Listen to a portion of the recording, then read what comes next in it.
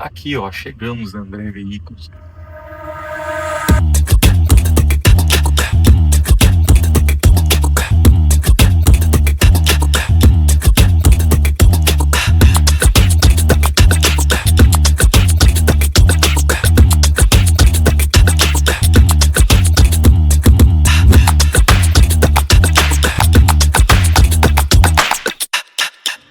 E hoje eu estou aqui, na André Veículos, uma loja que é referência não só para nós do Pechincha, como para o Brasil todo, uma loja super séria, super bem fundamentada em princípios muito parecidos com os nossos. Então, para mim, é uma grande alegria. Essa semana nós vamos lançar esse quadro por trás do showroom e daqui a pouquinho você vai ver o meu vídeo com a Isabela Tomazini aqui da André Veículos.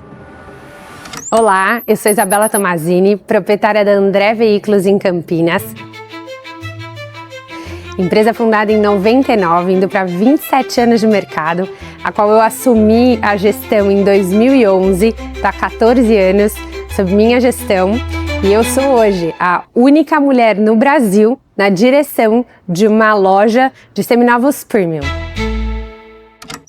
3, 2, 1, valendo?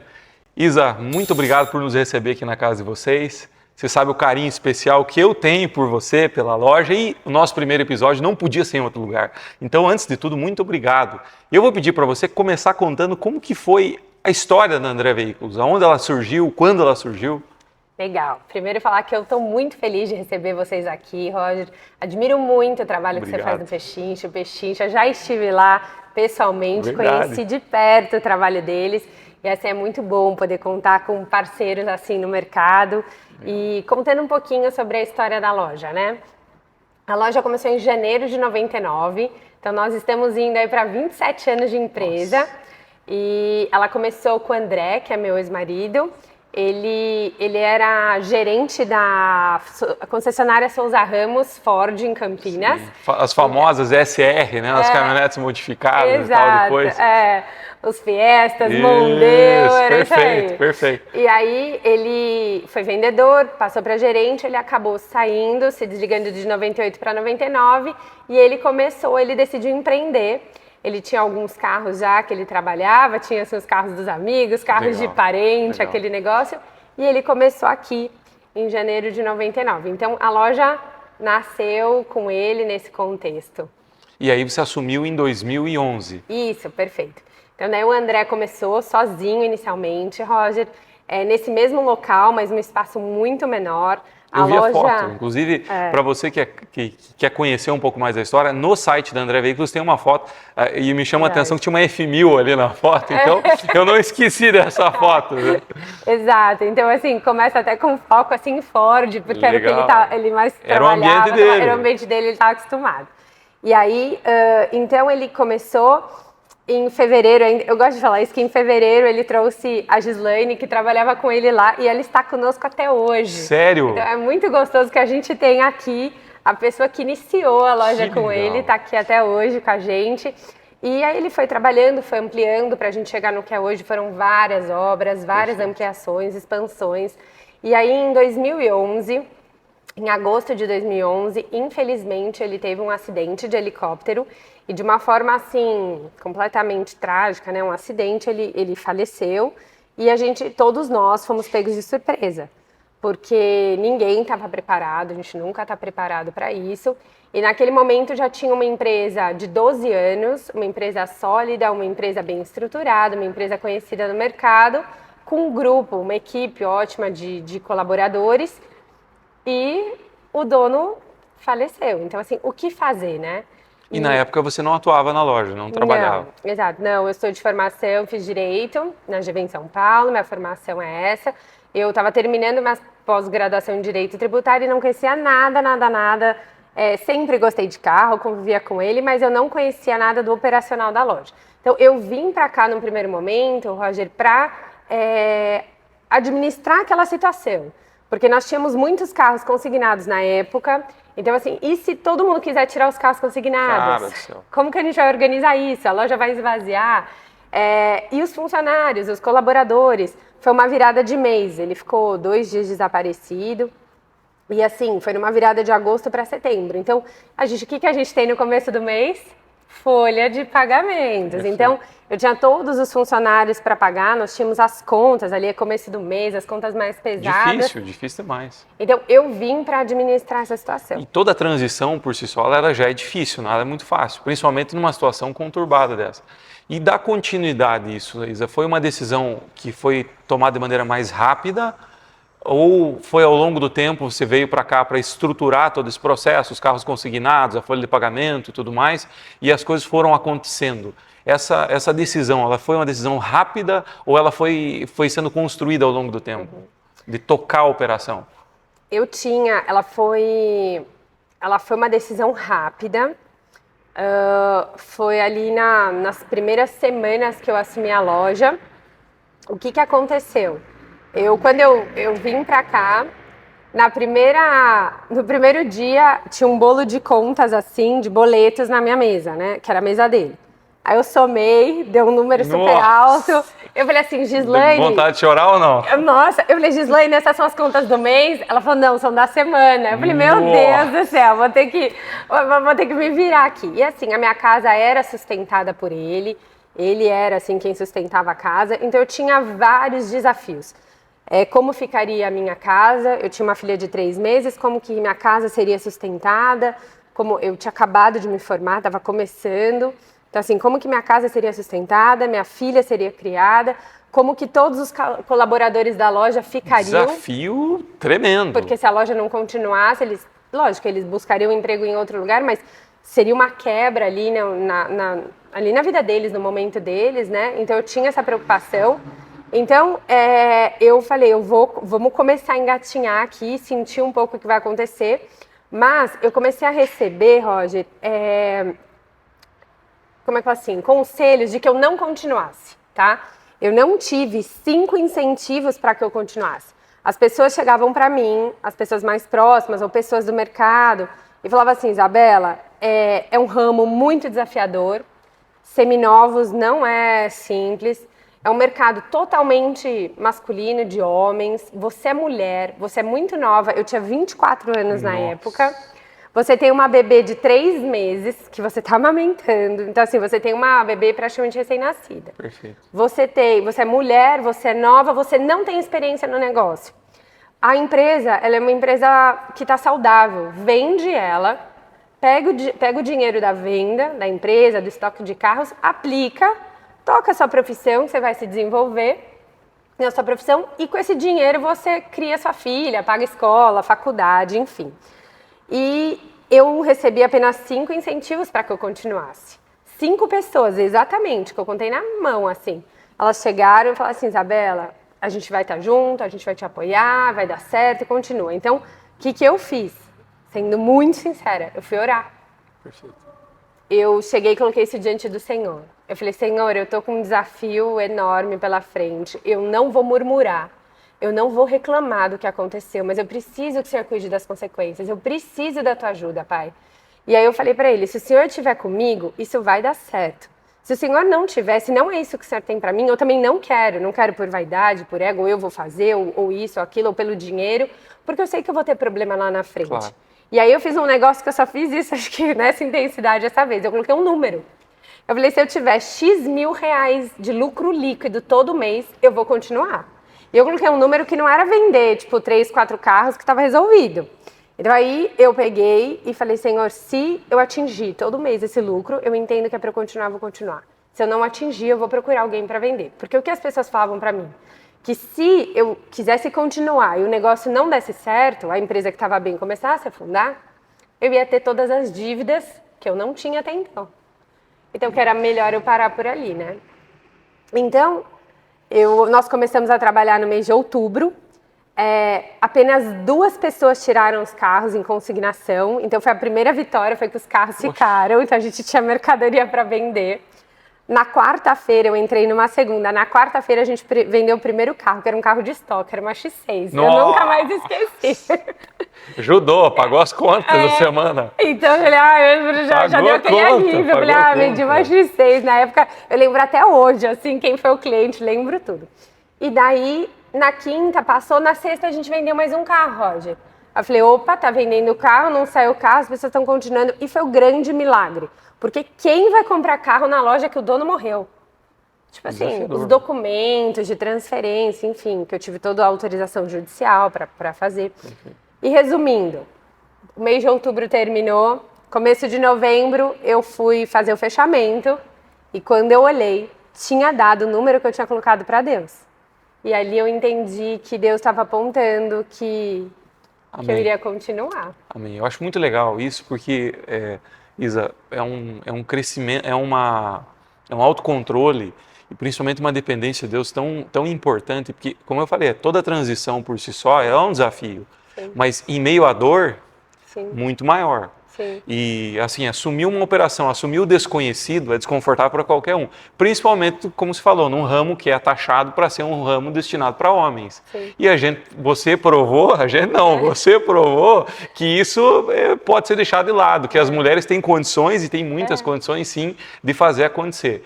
Eu vi que realmente foi muito desafiador essa história, mas a minha pergunta para você imaginava lá atrás que a André Veículos tomaria a proporção que tomou, que chegaria ao que é hoje? Não. Passou no coração ou não passou no coração? Não passou. Para ser assim, muito sincera, eu só queria assim pagar as contas da minha casa e manter os colaboradores todos. Então assim, naquele primeiro momento eu nunca imaginei, mas a gente sempre trabalhou bastante para que a loja crescesse e se desenvolvesse. E depois que aquele primeiro momento, né? Então, naquele primeiro momento, eu só queria mesmo apagar o incêndio, era sobrevivência da minha casa, sobrevivência da loja, da equipe, dos colaboradores. Mas depois que as coisas, eu percebi que o negócio estava caminhando bem, aí eu comecei a sonhar maior, sonhar mais alto. Aí aquilo começou a fazer parte Sim, dos projetos sim. futuros ali. Né? Aí eu comecei sim a querer expandir o negócio, a investir muito no estoque, a ter mais estoque próprio do que consignado, a ter um plano assim de expansão de negócio, de aumento de faturamento, aumento de lucro. Então assim, depois eu tive sim esse projeto, né? Esse Entendi. plano de fazer, mas naquele momento eu jamais imaginei Que veio depois ser um que a plano de gente expansão, né? chegaria onde a gente chegou. Você sabe que o nome desse quadro é Por Trás do Showroom. Por quê? Porque hoje a gente acaba vendo pela internet, pelo Instagram, até estávamos conversando agora sobre isso. Muitas empresas têm, às vezes, muito a mostrar. Um estoque grande, um número de vendas relevante, uma equipe assim, alto nível. Mas o que eu gosto e quero trazer nesse quadro é justamente mostrar a essência das pessoas que a gente vai entrevistar. Porque no decorrer de toda essa história, por mais trágica que ela seja, por mais triste que ela seja, nós vemos vários traços de como a história de vocês sempre foi muito sólida.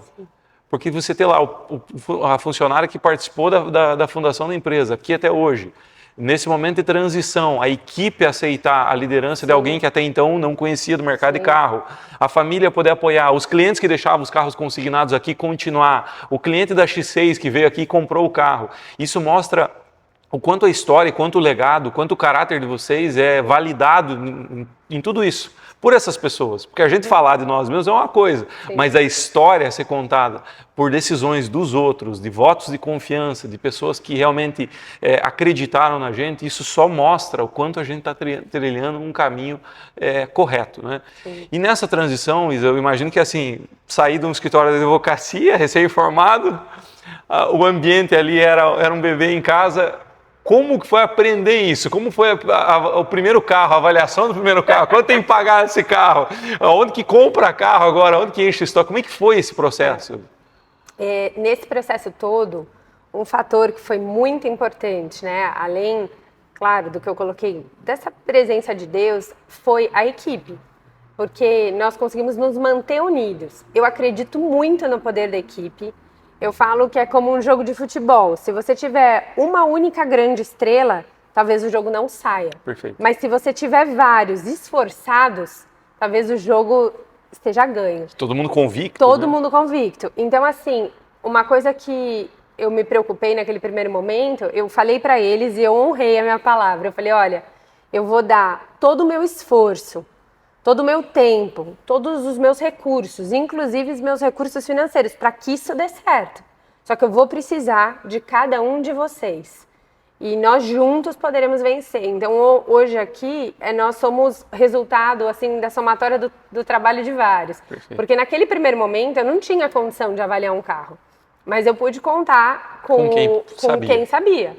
Entendeu? Então, assim, tanto o gerente quanto os vendedores, né, os executivos de venda, todos eles, nós juntos, cada um foi assim, desempenhando bem o seu papel. Então, naquele primeiro momento, eu, assim, contei muito com isso, porque eu não tinha condição de avaliar um carro. Perfeito. Perfeito. E eu me preocupei com uma coisa, assim, falando para vocês sobre, assim, bastidores, né? Eu me preocupei muito com a saúde financeira da empresa. Claro. Então, assim, do carro, naquele primeiro momento eu não entendia. Quantos cavalos tem, ou quanto pagar, ou quanto... Porque eu não estava no negócio, eu não estava no business. A empresa já tinha 12 anos e meio e eu não fazia parte desse universo. Mas no que eu era boa, assim, que eu já vinha, assim, da faculdade, que eu sabia que eu tinha um dinheiro para a parte contábil, para a parte fiscal, para a parte financeira. Então eu peguei muito forte aonde eu era boa. Então eu vou manter a empresa saudável financeiramente, controlar bem despesa, Perfeito. resultado, meta. Você sabe, isso o ajudou. maior desafio que eu vejo, principalmente no nosso segmento de carro, é porque o carro é uma paixão de todo mundo, principalmente do brasileiro. Mas o que a gente usa, pelo menos de cultura no nosso negócio, é que a gente não trabalha com carro, a gente trabalha com número. Sim. A gente não compra aquilo que a gente gosta. Sim. Então isso, quando você tem isso consolidado, Sim. você já evita de tomar um monte de decisão precipitada, porque às vezes o cara vai comprar um carro, principalmente do segmento de vocês, vou comprar esse Porsche, porque eu tô louco para andar com ele esse final de semana, levar a esposa para jantar, e essa acaba às vezes sendo decisões impensadas, decisões que não são racionais, né? Sim. Isa, tocar o negócio de carro já foi difícil, avaliar carro, comprar carro, mas quando que foi essa progressão para o carro premium? Porque é muito mais desafiador, é um outro modelo de negócio, são outros valores agregados, é outra forma de negociar. Isso, a André Veículos já tinha esses carros, porque o começo foi os carros da Ford que nós falamos.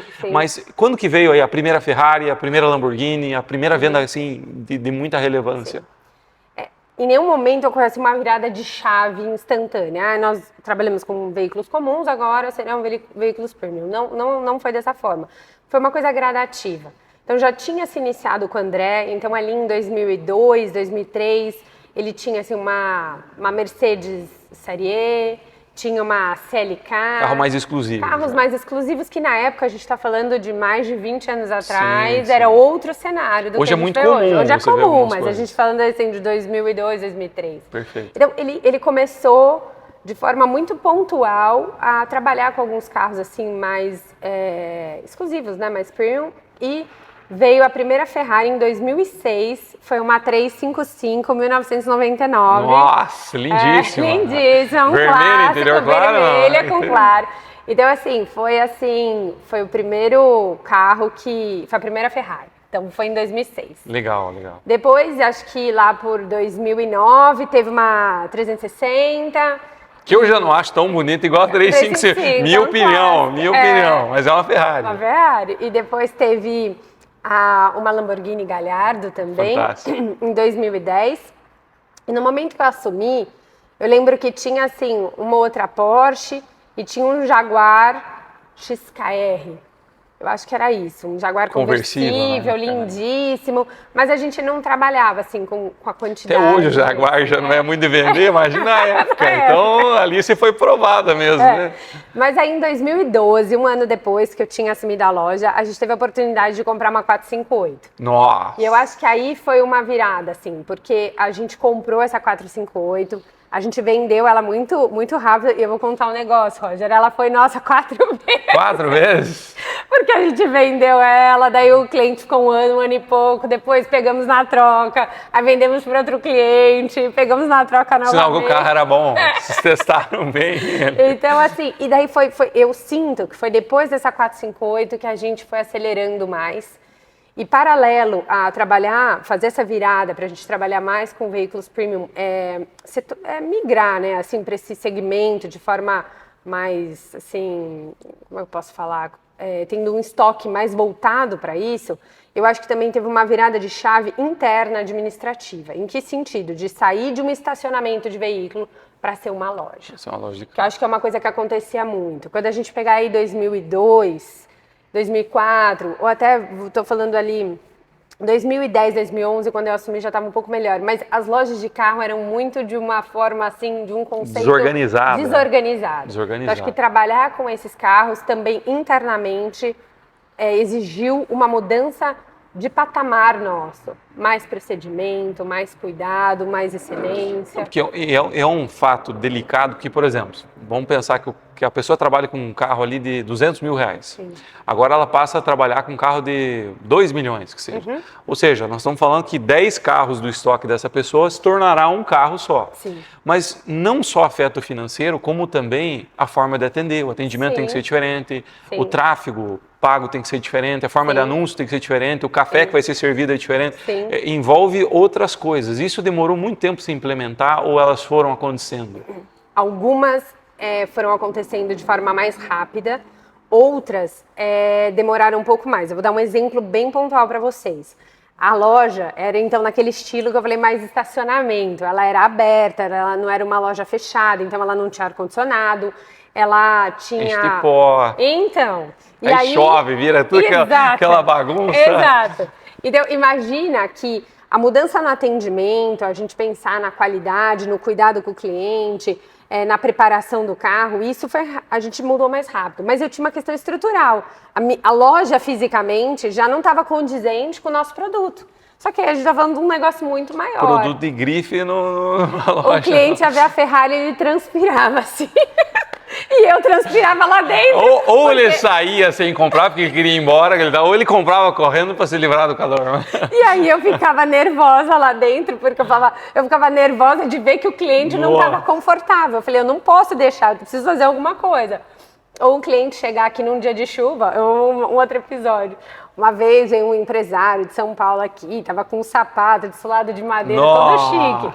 E eu cheguei pro vendedor e falei assim, você fica atrás dele, porque se ele der você segura, que se esse homem cair aqui, eu tô frita. Porque ele começou a andar no meio dos carros e a chuva tava entrando, o piso tava molhando e eu de olho no sapato dele, que o medo, né? O medo dele escorregar. O medo não dá na negociação, tá em cuidar da integridade física dele. Então, isso foi uma coisa também que a gente teve que mudar. Então, não só a questão do serviço, do café, de tudo que a gente oferece para o cliente, do atendimento, mas também até da estrutura física. Perfeito, perfeito. Isa, nesse processo houve essa transição dos carros premium, qual que é o maior desafio hoje de operar nesse segmento? Porque eu acredito que não seja só o valor, eu acho que deve ser questão de logística, deve ter...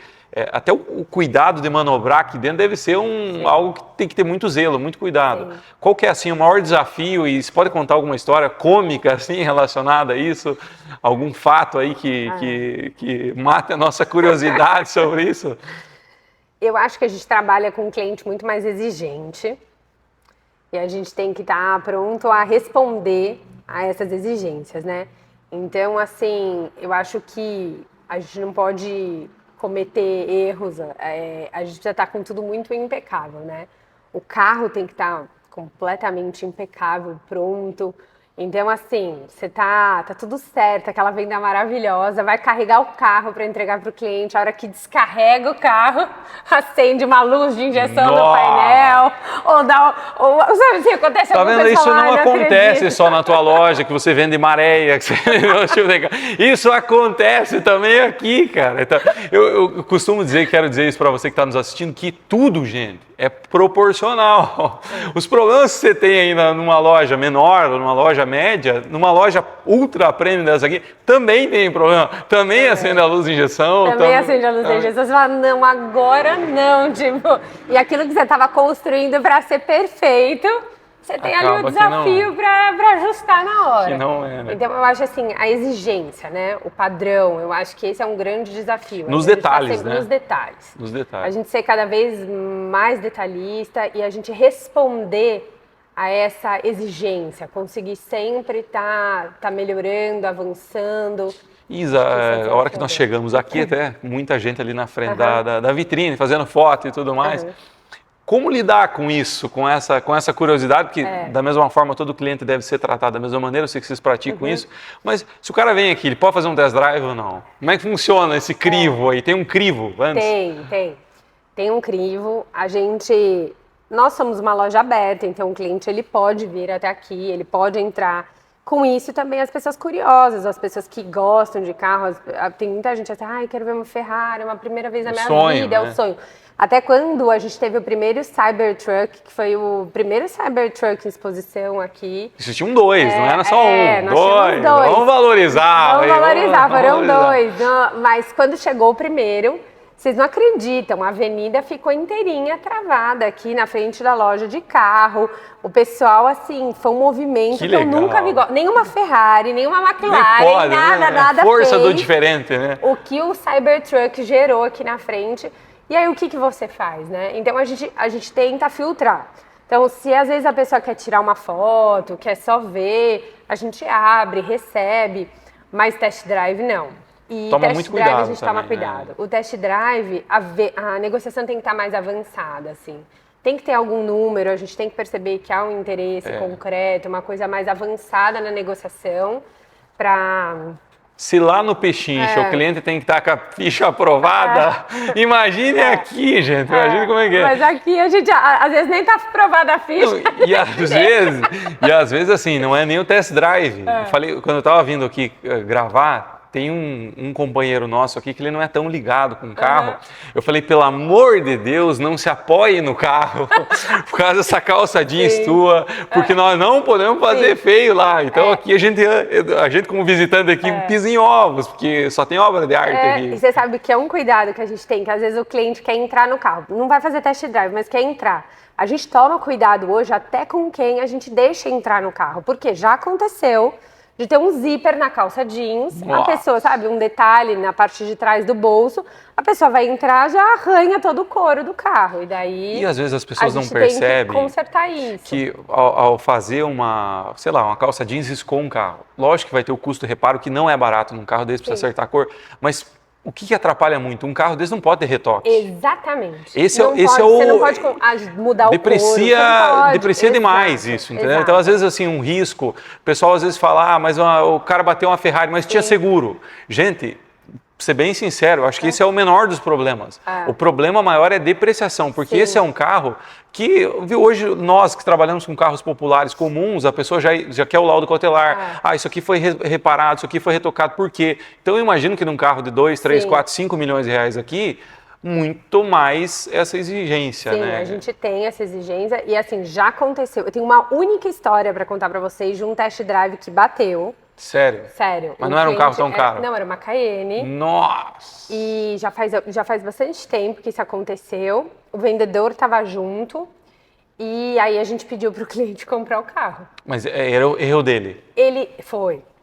Ele entrou, tipo, exagerou em acelerar o carro, acelerou bastante para entrar numa curva já, para querer sentir o carro, então assim, não foi numa situação normal, e aí ele entrou na proteção ali no guarda-reio, e aí a gente conversou com ele que ele teria que, assim, comprar. E aí, aceitou? No primeiro momento, não muito, mas depois a gente foi indo, no final ele comprou o carro, porque isso, o carro era nosso de estoque, mas é isso que você falou, o carro ia ficar batido, e outra coisa, se ele quis fazer um test drive, é porque tinha intenção de comprar. Ponto, ele tava, então assim, agora que daí bateu o carro, vai voltar. E a partir do momento que você toma uma direção e faz isso, você assume um risco. Assume um risco. Então arca com as consequências também. Então a gente toma esse cuidado, tem uns... Isa, nas trocas, por exemplo, dos super esportivos, assim, vamos sair um pouco dos carros de 500 mil, 1 milhão, vamos para as Ferraris ali, 2, 3, 4 milhões de reais.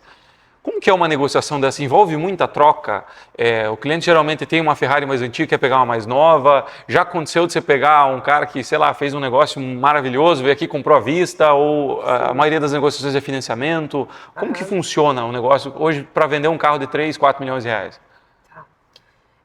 Nós temos todas essas situações, mas a maioria envolve carro na troca. Tá? A pessoa já tem um super esportivo, ou tem um esportivo e quer ir para um super esportivo, e entra carro na troca e fica uma diferença, e essa diferença é negociada aqui na loja. E dificilmente o cara começa num carro de 3, 4 milhões. Né? Geralmente começa ali num Porsche de 500, vai para um de 1 milhão, 1 milhão e meio, e as coisas vão acontecendo assim, né? Exato. O que a gente tem visto muito aqui, o que a gente vivencia muito aqui é essa evolução. A pessoa vai crescendo, porque daí a diferença vai ficando menor. Entendi. Então ele vai assim, já comprou aquele baque é menor. Daí ele só faz a volta pro carro, então assim... Nesses super esportivos, normalmente a gente pega carro na troca. Alguns carros são sim financiados. Às vezes a pessoa dá uma entrada. Imagina a parcela de uma Ferrari, meu amigo. O cara tem que ter um salário muito expressivo, né? Sim. E assim, hoje nós temos, os bancos são bem parceiros, aqui a gente tem um ótimo relacionamento. Então assim, eles fazem os financiamentos aqui mesmo. E a gente tem esses casos que a pessoa dá uma entrada, ou às vezes dá um carro na troca e a diferença financia. À vista. Já aconteceu alguma negociação menor, assim que surpreendeu, por exemplo? Uma ligação de um cliente de fora, uma negociação extremamente rápida, um cliente que talvez entrou aqui sem conhecer vocês, porque geralmente os clientes que vêm aqui conhecem vocês, têm um certo relacionamento e tal, mas assim, aquela venda, você consegue recordar alguma negociação que o cara entrou e falou, não, esse é meu e pago aqui, vamos pro banco e foi. Mas uma negociação expressiva, assim, isso acontece ou não? Se acontece, eu já não tô nem mais lembrando. Não lembrando mais. Então, eu acho que as coisas estão mais assim. São negociações mais lentas. Mais lentas. E hoje com a competitividade também, porque a internet aproxima todo mundo, sim, né? Então sim. é natural que, por exemplo, hoje você deve ter outros desafios que você não tinha lá atrás, né? Sim. Principalmente de marketing, como alcançar. Nós estávamos falando até antes de começar sobre o tráfego deles aqui. Eu citei alguns exemplos de busca no Google ali e sempre da André Veículos. Eu falei, gente, o time do marketing aqui é nível nota 1000, cara. Tá batendo todas, inclusive o nosso lá do Pechincha. Se você jogar Pechincha no Google, é capaz que apareça André Veículos aí, cara. E qual que é o desafio disso, Isa? Como comunicar para um cliente, assim, para vender um carro de 3 milhões para alguém que não te conhece? Como é que faz isso? Uma coisa que é interessante é que pelo menos 50% das vendas mensais são para clientes de carteira. Recorrentes, tá?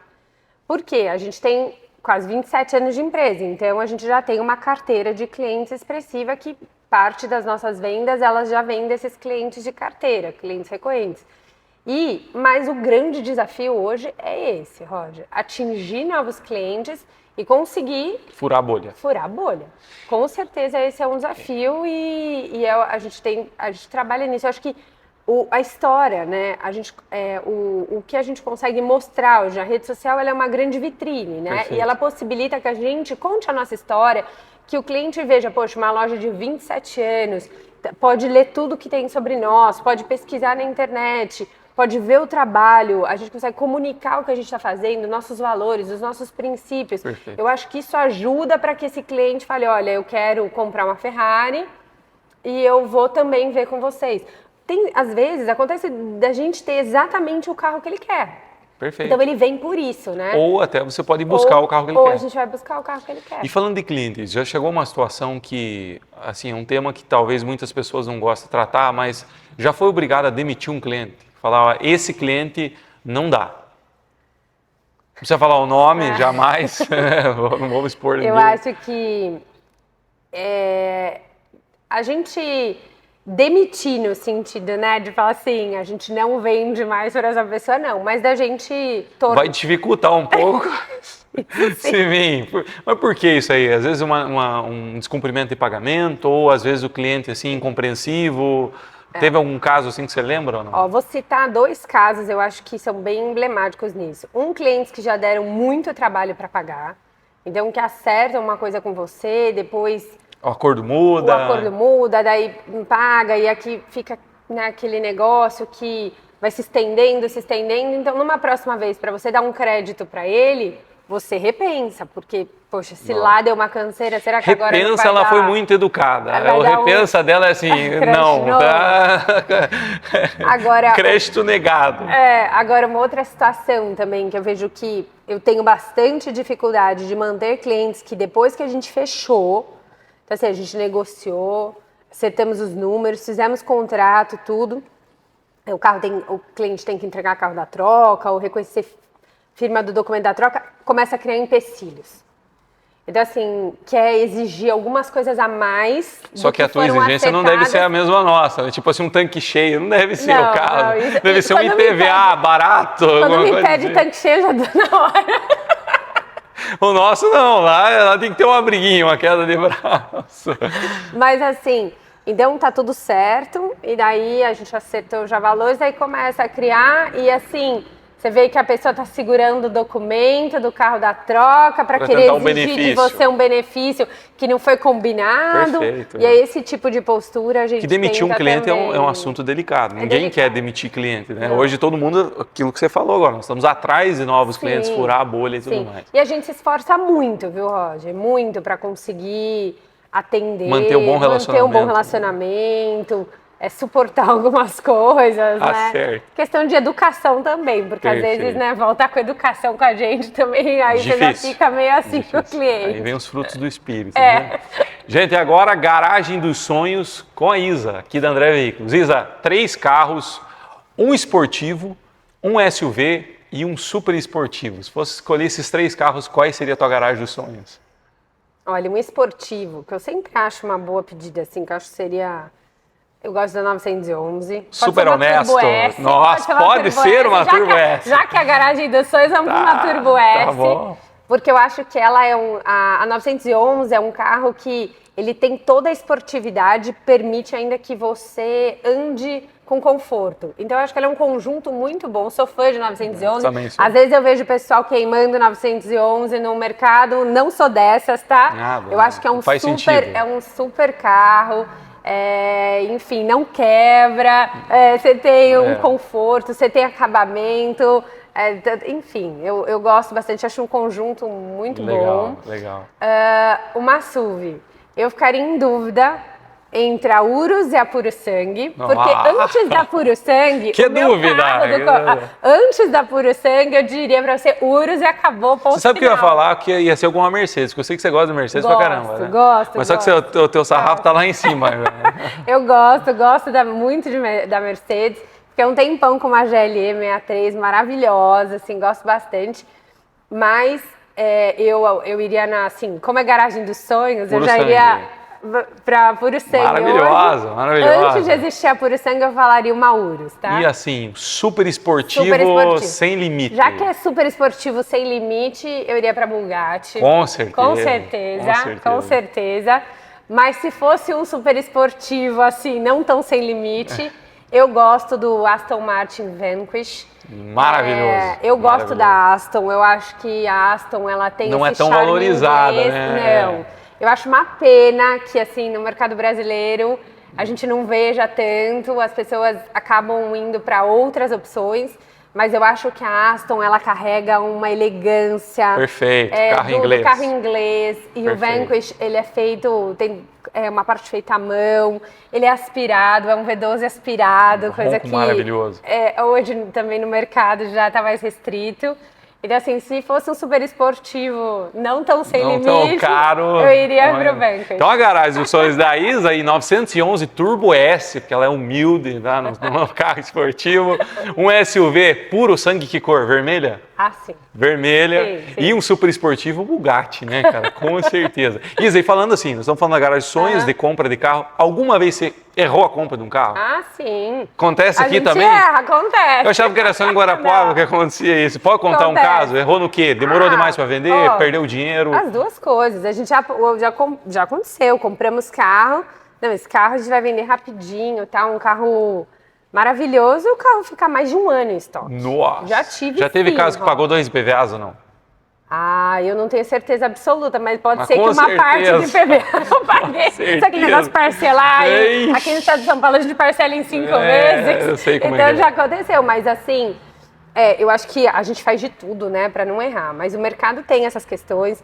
Já aconteceu da gente acreditar em carros muito específicos. É o único na América Latina, ou é o único no Brasil, e a gente apostar nessa mercadoria, só que a gente ter dificuldade depois. Não tem tanta liquidez. De revendê-lo. Porque ela é tão específica, ela é especial, mas ela se torna tão específica que também... Acaba não sendo um objeto de desejo ali. Ou o consumidor é muito específico, o colecionador específico. Tem que ser um colecionador específico, Perfeito. porque a pessoa não vai usar esse carro para andar para os passeios do final de semana, é um carro de colecionador. Então, Agora assim, na garagem. Aí a gente acaba vendendo, né, Roger? Porque tudo a gente vende, tudo né, vende, Roger? né? Tudo vende, tudo é uma questão também de preço, né? Perfeito, tudo vende. Tudo vende. Mas aí demora, a liquidez Acaba amargando. é menor, você fica assim, você podia ter trabalhado mais aquele recurso. Então, já aconteceu. Já aconteceu. Então, e também às vezes de você comprar um carro e o mercado daquele carro desvalorizar muito rápido, acontecer alguma queda. Mas eu vou dar um exemplo para vocês do e-tron. Não agora, na pandemia. Quando o e-tron saiu, era carro de 1 milhão. Você lembra disso? Caríssimo. Era 1 milhão. Tem um conhecido nosso que na época comprou um e-tron S e pagou com desconto e tudo mais, zero, pagou acho que 700 e poucos mil reais. Hoje esse carro, o mercado dele é menos de 300 mil. Mas na época ali da pandemia, eu não vou falar exatamente pós-pandemia ali, né, 2022. Isso. Eu não vou falar exatamente o ano 22, 23, não sei. O e-tron valia 1 milhão. De repente, eu digo em um ano e meio, o carro tá valendo 500 mil. Nossa, que errada, né? Então, assim... Imagina se é esse carro que fica um ano em estoque. estoque. Nossa! Agora, vida. 500 mil, ele vende. O que você... Ou 300, 350... Tudo vende, tem que ter o preço correto. O carro é incrível, Roger. Não entra na minha cabeça. Um dos carros que eu andei que mais tem tocada. Eu também. 500 e poucos cavalos, Exato. 3 motores elétricos. O carro é maravilhoso demais. Super confortável, com motor. E é Audi, eu gosto de Audi. Audi, eu também gosto. Então, a gente vê que às vezes foi uma errada. Você tinha um e-tron a 1 milhão. Você aposta num negócio que não vai dar certo. Mas no preço certo agora, pode ser. Só que a gente não quer esperar, não vai pagar para ver.